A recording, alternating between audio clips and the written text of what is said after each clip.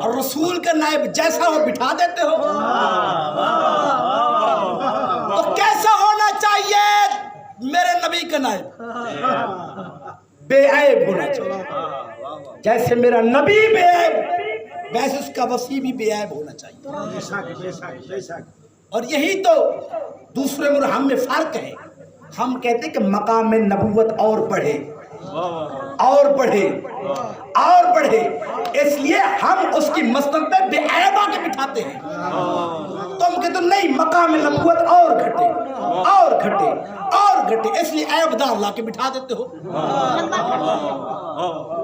دیکھے میرے سامعین محترم، محسوس بھی نہیں کرنا، ہم جب تک شان رسالت کو نہیں سمجھیں گے، جب تک مقام رسالت ہمارے سمجھ نہیں آئے گا، تب تک رسول کی کئی ہوئی بات بھی ہمیں سمجھ میں نہیں آ سکتی. اب دیکھیں رسول کی جگہ پہ، چونکہ رسول ہے بے عیب، رسول کی جگہ پہ بے عیب ہونا چاہیے. اب یا رسول اللہ، آپ تو ہیں نبی، اور آپ جیسا ہم کہاں سے لائیں؟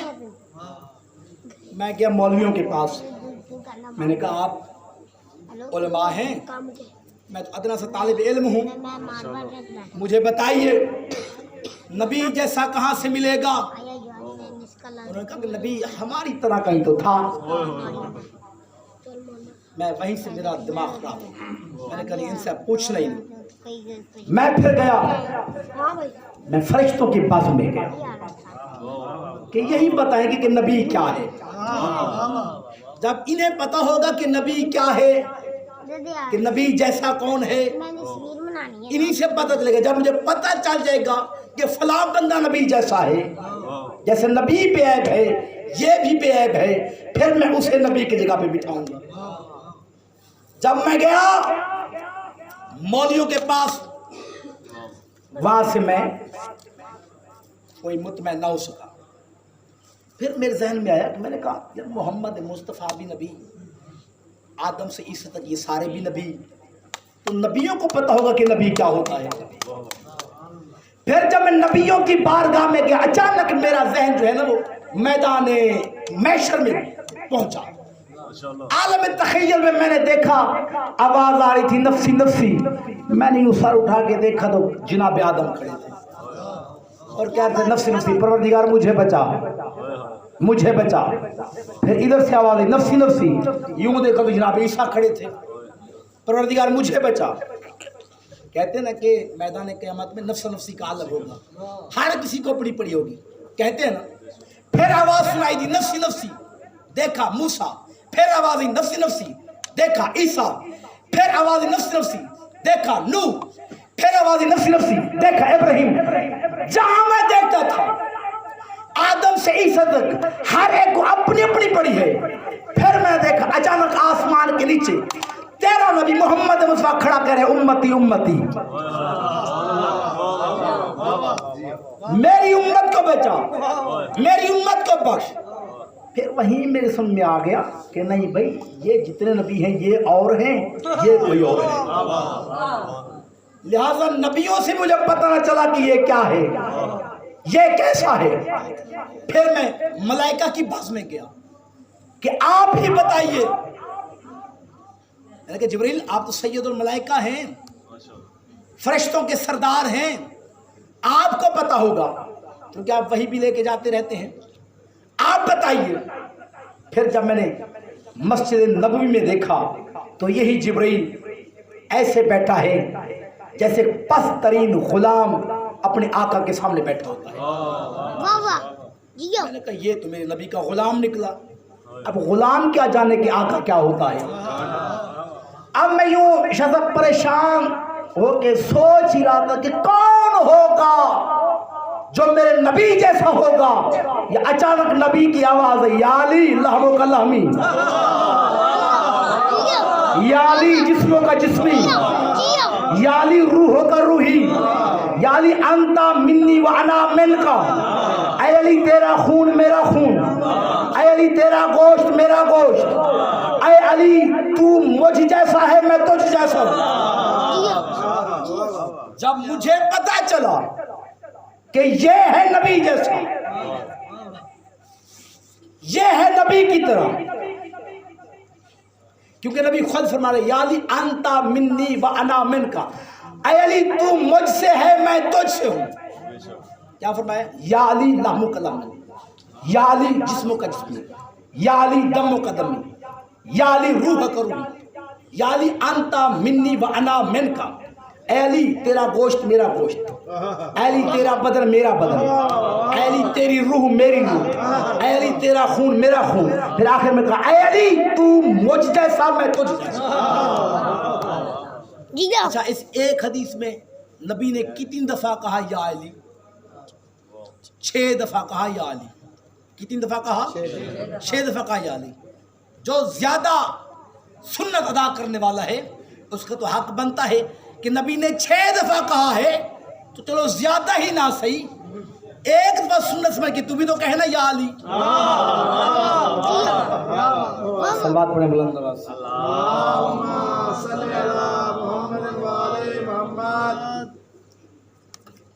دیکھیں سورہ جمعہ کی آیت پڑھی ہے میں نے، جو سبح للہ ما فی السماوات و ما فی الارض الملک القدوس العزیز الحکیم، کائنات کا ذرہ ذرہ اللہ کی بے عیبی بیان کر رہا ہے۔ کائنات کا ذرہ ذرہ کس کی بے عیبی بیان کر رہا ہے؟ نہیں سارے بولو گے تو میں بولوں گا اللہ کی۔ یہ اللہ ہے کون؟ مالک القدوس العزیز الحکیم۔ یہ اللہ مالک ہے یعنی بادشاہ ہے، قدوس ہے یعنی بے عیب ہے، عزیز ہے یعنی طاقت والا ہے، حکیم ہے یعنی منصوبے کے بغیر کسی کام کو انجام نہیں دیتا۔ کائنات کا ذرہ ذرہ اللہ کی بے عیبی بیان کر رہا ہے۔ یہ اللہ ہے کون؟ مالک القدوس العزیز الحکیم۔ یہ اللہ مالک ہے، قدوس ہے، عزیز ہے، حکیم ہے۔ یہ اللہ مالک ہے یعنی بادشاہ ہے، یہ اللہ عزیز ہے یعنی طاقت والا ہے، یہ اللہ قدوس ہے یعنی بے عیب ہے، یہ اللہ حکیم ہے یعنی منصوبے کے بغیر کسی بھی فعل کو انجام نہیں دیتا۔ آیت کا اگلا حصہ کیا ہے؟ جو سبح للہ ما فی السماوات و ما فی الارض مالک القدوس العزیز الحکیم هو الذی بعث فی الامیین رسولا منہم یتلو علیہم آیاتہ ویزکیہم ویعلمہم الکتاب والحکمت۔ یہ اللہ وہی تو ہے جس نے تم میں اپنا رسول مبعوث کیا۔ هو الذی بعث فی الامیین رسولا منہم، یہ اللہ وہی ہے کہ جس نے ہم میں اپنا رسول بھیجا۔ اچھا بھئی رسول کو کیوں بھیجا ہم میں؟ کیا کام تھا رسول کا؟ اللہ فرماتا ہے یتلو علیہم، تاکہ تمہیں آیات کی تلاوت کر کے سنائے۔ یتلو علیہم آیاتہ ویزکیہم، تمہارے نفسوں کو پاک بنائے، ویعلمہم الکتاب، تمہیں کتاب کی تعلیم دے، والحکمت، اور حکمت کی تعلیم دے۔ کتنے کام ہیں نبی کے؟ قرآن کی تلاوت کر کے سنائے، ہمیں ہمارے تزکیہ کرے، ہمارے نفسوں کو پاک بنائے، ہمیں کتاب کی تعلیم دے، ہمیں حکمت کی تعلیم دے۔ پہلی آیت میں اللہ کے 4 نام، دوسری آیت میں محمد کے 4 کام۔ پہلی آیت میں اللہ کے 4 نام کہ اللہ مالک ہے، قدوس ہے، عزیز ہے، حکیم ہے۔ دوسری آیت میں محمد کے 4 کام کہ محمد کیوں آیا؟ تاکہ آیات تلاوت کرے، ہمارے نفسوں کو پاک بنائے، ہمیں کتاب کی تعلیم دے، ہمیں حکمت کی تعلیم دے۔ پہلی آیت میں اللہ کے 4 نام، دوسری آیت میں محمد کے 4 کام، اور آگے فرمایا اے میرے حبیب تیرا فریضہ صرف یہ نہیں کہ جو ہیں انہیں قرآن سنا، نہ جو قیامت تک آنے والے ہیں ان کی ہدایت بھی میرا محمد کرے گا۔ جو ابھی اپنے باپوں کے سلبوں میں ہیں ان کی ہدایت بھی میرا محمد کرے گا۔ جو بھی اپنی ماں کے شکموں میں ہیں ان کی ہدایت بھی میرا محمد کرے گا. جو قیامت عالم ارواح میں ہیں ان سب کی ہدایت میرا محمد کرے گا. اب مولوی تو کہتا کہ محمد اب ہے نہیں. اگر محمد اب نہیں تو یہ ہدایت کون کر رہا ہے؟ اگر محمد اب نہیں تو پھر یہ ہدایت کون کر رہا ہے؟ تو شوکت صاحب دو ہی صورتیں ہیں، یا محمد کو زندہ ماننا پڑے گا یا پھر محمد جیسے کو زندہ ماننا.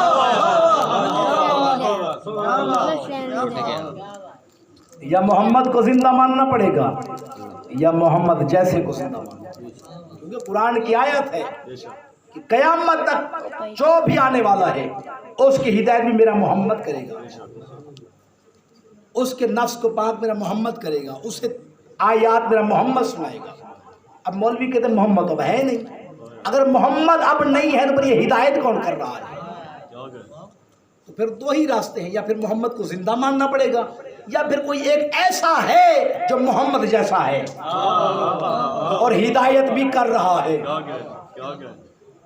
وہ اب میں آپ سارے جانتے ہیں کہ وہ کون ہے جو پردے میں رہ کے ہدایت کر رہا ہے. میں زیادہ آپ کو تھکانا نہیں چاہتا. شاہ صاحب بار بار مجھے موبائل دکھا رہے ہیں. صلوات پڑھیں بلند آواز سے.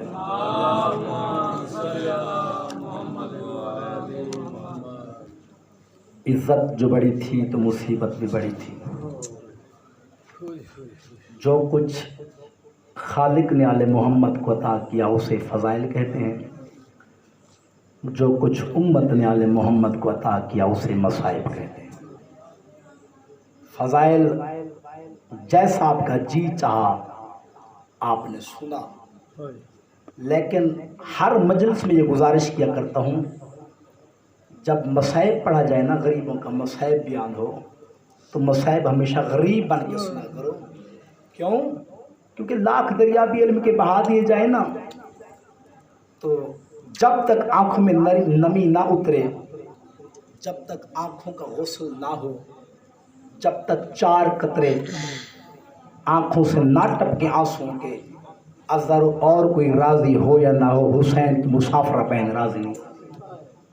بی بی سے تو جب بھی پوچھا کہ بی بی کیوں آتی ہو ہم جاہلوں کی مجلس میں؟ ہم تو جاہل ہیں. بی بی رو کے کہتی میں تو آتی ہوں اپنے بھیا حسین کو رونے کے لیے. بی بی کہتی ہے میرے بابا کے شیعہ میرے حسین کے ازارو مجھے بے آس کر کے نہ بھیجا کرو، میری حسرت بھی دیکھو میرا سفر بھی دیکھو. شام سے آئی ہوں، شام سے آتی ہے حسین کا پرسہ لینے کے لیے. ازارو 2 محرم کو حسین بادشاہ کا قافلہ کربلا پہنچا.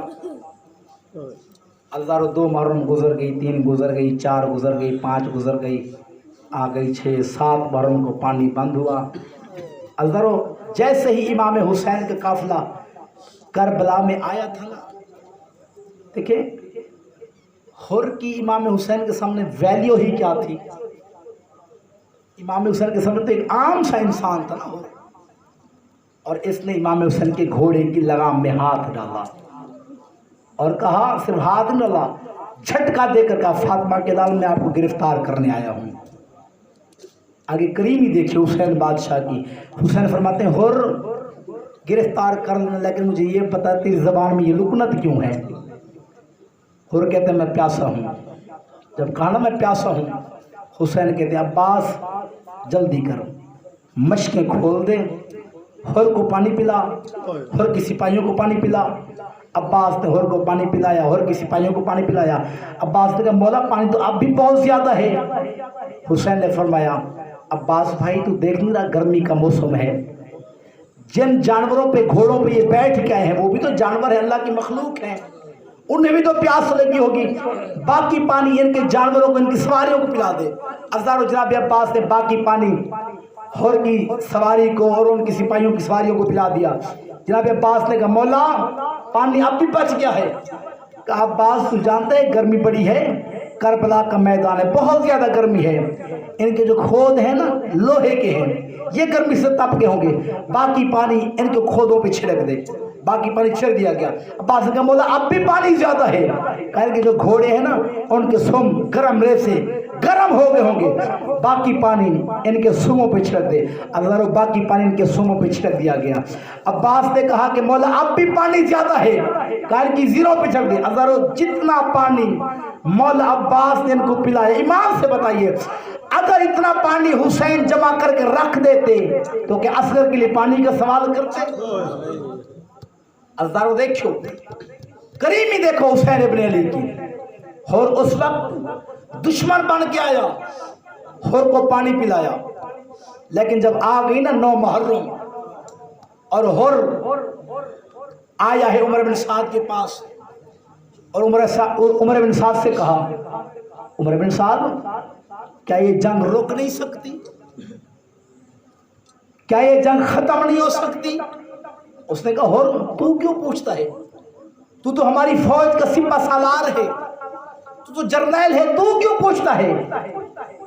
کہا سچ پوچھتا ہے نا، میں جب سوتا ہوں نا میرے کانوں میں کسی مستور کے رونے کی آواز آتی ہے، اور رو کے کہتی ہے اور تو میرے بچے کا خیال کر، اور میرے بچے نے تیرا نقصان تو نہیں کیا، یہ جنگ روک نہیں سکتی۔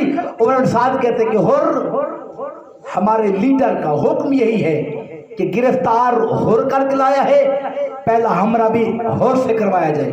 اگر جب اتنا سننا تھا کہ اور کہتے ظالمو تم نے اسے اتنا کہا گرفتار کر کے لاؤ، اب اسے مارنے کی باتیں کر رہے ہو۔ اس نے کہا نہیں ہور ہمارے لیڈر کا حکم یہی ہے۔ ہور نے کیا کیا؟ ہور نے اس کی وہ تلوار وہاں پہ اس کے منہ پہ ماری، وہیں پہ پھینکے، کہتے میں تجھ پہ بھی لعنت بھیجتا ہوں، تیرے لیڈر پہ بھی لعنت بھیجتا ہوں، میں جا رہا ہوں فاطمہ کے لال کو سلام کرنے کے لیے۔ ازدارو ہور واپس گھر آیا۔ ہور کا ایک بیٹا جس کا نام تھا علی ابن ہور، جو ہی ہور گھر آیا نا اس کے بیٹے نے سے منہ موڑ لیا۔ جب اس کے جوان بیٹے نے منہ موڑا، ہور جا کے بیٹے کی کلائی پکڑ کے کہتا ہے بیٹا خیریت تو ہے؟ آج نہ تعظیم کے لیے کھڑے ہوئے، نہ استقبال کیا، نہ سلام کیا۔ ہور کا بیٹا رو کے کہتے بابا ادب کا موسم گزر گیا، بابا سلاموں کے وقت گزر گئے۔ کہا ہور خیریت؟ کہا بیٹا علی ابن ہور خیریت تو ہے؟ کیسی باتیں کر رہا ہے؟ ہور کا بیٹا رو کے کہتے بابا میں نے تجھے منع نہیں کیا تھا ان کا راستہ نہ روک؟ بابا جنہیں تو گرفتار کر کے لائے ہیں نا وہ بچتے نظر نہیں آتے۔ کہا بیٹا کیسی باتیں کر رہا ہے؟ کہا کیسی باتیں کر رہا ہے؟ کہا بابا ذرا کان لگا کے غور سے سن، تجھے کوئی آواز سنائی دیتی ہے؟ اگر اب جو ہور نے کان لگا کے غور سے سنا تو خیموں سے آواز رہی تھی، کوئی کہتا ماموں مجھے پانی چاہیے، کوئی کہتا بابا مجھے پانی چاہیے، کوئی کہتا اماں ماموں کب پانی لے کے آئیں گے۔ عزادارو اب ہور تڑپا، ہور سے نہ بیٹھا جاتا ہے نہ اٹھا جاتا ہے۔ ہور کہتے اپنے بھائی سے اور اپنے بیٹے سے کہتے مجھے امام حسین کے پاس لے چلو، میں جا کے اپنے آقا سے اپنے مولا سے معافی چاہتا ہوں۔ عزادارو اپنے بھائی سے کہا، اپنے بیٹے سے کہا میں ایسے نہیں جاؤں گا، میرے ہاتھ باندھ دو، ایسے باندھو جس طرح کائنات کے سب سے بڑے مجرم کے ہاتھ باندھ دیے جاتے ہیں۔ اندر اس کے ہاتھ پیچھے باندھ دیے گئے، کہا ایک پٹی لو میری آنکھوں پہ باندھو، میں امام حسین سے آنکھیں نہیں ملا سکتا۔ اندر ایک پٹی اس کی آنکھوں پہ باندھ دی گئی۔ اب عزادارو ہور کو، ہور کا بھائی اور ہور کا بیٹا لے کے چلے امام حسین کے پاس۔ اب عزادارو جس انداز سے یہ جا رہا تھا نا، لگتا ہے یہ کائنات کا سب سے بڑا ظالم جابر مجرم جا رہا ہے، اور سب سے بڑا ظلم کیا تھا، سب سے بڑا جرم کیا تھا، کائنات کے بادشاہ کی سواری کی لجام میں ہاتھ ڈالا تھا اس نے۔ کوئی چھوٹا جرم تھا؟ بہت بڑا جرم کیا تھا۔ لیکن واہ کریم حسین، امام حسین جو ہی خیمے سے دیکھا نا، امام حسین کہا عباس، عباس میرے بھائی جلدی آ، علم اٹھا کے آ۔ کہا مولا حکم؟ کہا وہ سامنے وہ جس نے کل ہمارا راستہ روکا تھا نا وہ ہور آ رہا ہے، وہ ہور آ رہا ہے۔ اور عباس نے کہا کہ تم عباس تم علم کا سایہ ہور کے سر پہ کرو۔ اندر عباس بڑھ کے علم کا سایہ ہور کے سر پہ کیا۔ اندر ہور آئے، ہور نے آ کے مولا کے قدموں پہ سر رکھا، مولا مجھے معاف کر دیں، مولا مجھ سے غلطی ہو گئی، مولا مجھ سے گستاخی ہو گئی۔ اب امام حسین قریبی دیکھ رہا، امام حسین نے ہور کو اٹھایا، سینے سے لگایا اور کہا ہور تو میرا بھائی ہے، ہور تجھ سے کوئی غلطی نہیں، تو مجبور تھا، تو میرا بھائی ہے، میں تجھے معاف کیا، میں تجھ پہ راضی، میرا بابا تجھ پہ راضی، میری ماں زہرا تجھ پہ راضی۔ عزادارو جب امام حسین نے کہا نا کہ تو میرا بھائی ہے میں تجھ پہ راضی ہوں، عزادارو یہ بھائی کی آواز خیمے میں بی بی زہرا نے سنی۔ بی بی زہرا نے کہا آؤ نا محمد میرے قریب آؤ، دوڑ کے قریب ہے، جی ماں حکم؟ کہا باہر کون آیا ہے؟ اما کو مجرم آیا جس نے ماموں کا راستہ روکا تھا. پھر کیا ہوا؟ ماموں نے اسے بھیا کہہ دیا. اچھا حسین نے بھیا کہا ہے، جاؤ بیٹا باہر جا کے اور کے دائیں بائیں کھڑے ہو کے دونوں کہو ماموں اور ہماری اماں زینب تجھے سلام کہتی ہے. اظہر اور محمد باہر آئے اور کے دائیں بائیں کھڑے ہو کہنے لگے ماموں اور ہماری اماں زینب سلام کہتی ہے. اظہر سلام کا کہنا تھا اور کی چیخیں بلند ہو گئی، روک کہتا ہائے میری آقا زادی اتنی غریب ہو گئی کہ نوکر کو بھیا کہہ رہی ہے. اللہ لعنت اللہ علی القوم الظالمین وسيعلم الذين ظلموا أي منقلب ينقلبون. ماتم حسین.